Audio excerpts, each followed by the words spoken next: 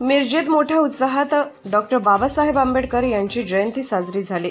आज मिरजेमध्ये मोठ्या उत्साहात डॉक्टर बाबासाहेब आंबेडकर यांची 133वी जयंती पार पडली।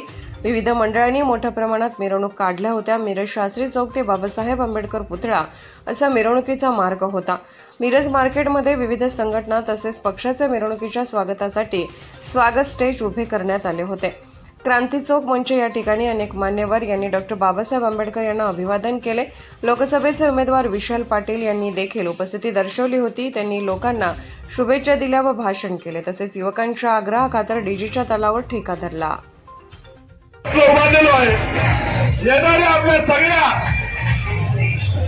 येणाऱ्या सगळ्या रथांचं मिरवणुकीचं आपण स्वागत करतोय।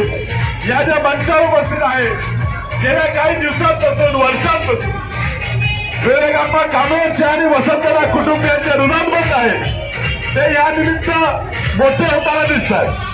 माझा या मंचावर उपस्थित असलेले सगळे लोक असतील एक मोठी मिरवणूक तुमच्या पोरांची झाली आहे। एक चांगला आनंद वाटतो।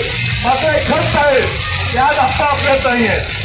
आप्पा यांनी खूप मोठा प्रयत्न केला की सर्व मागासवर्गीय लोकांना एकत्र आणायचं, दलित मागास सगळ्या समाजाला एकत्र एक मोठा मेळावा त्यांनी सांगलीत यायचा एक चांगला मोठा प्रयत्न केला। सगळ्यांना एकत्रित आणलं आणि एक चांगलं काम केलं। दुर्दैवाला आप्पा अचानकपणे आपल्याला निघून गेले। आज तुमच्या सगळ्यांवरची जबाबदारी आहे की हा आप्पांचं काम अपूर्ण चालू राहिलं पाहिजे। या मंचाची उभारणी सुधीर कांबळेंनी केली। आज दुर्दैवाला कोरोनाच्या काळात महापालिकेची सेवा करता असताना त्यांचं दुःख निधन झालं। त्यांच्या पश्चात सुद्धा या मंचाचा कारभार अजून सुरू आहे ही अभिमानाची गोष्ट आहे। डॉक्टर बाबासाहेब आंबेडकरांनी निर्माण केलेलं संविधान वाचवण्याची जबाबदारी तुम्हा सर्वांवर आहे आणि सर्वांनी संविधानाचा रक्षक म्हणून काम केलं पाहिजे।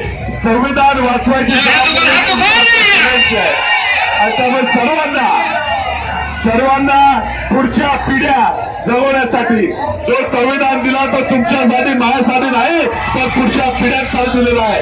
त्यामुळे सर्व संविधान रक्षकांच्या या दिनाला मी खूप लाख शुभेच्छा देतो। जोरदार मिरवणूक चालू आहे, अशी चालू दे। येणाऱ्या काळात सुशिक्षित बेरोजगारांना सुद्धा मोठ्या प्रमाणात काम उपलब्ध करून देणं, त्यांना कर्ज उपलब्ध करून देणं, त्यांना नोकऱ्या मिळवून देणं, उद्योग उभं करणं ही जबाबदारी आपल्या सर्वांची आहे। आकाश बोला।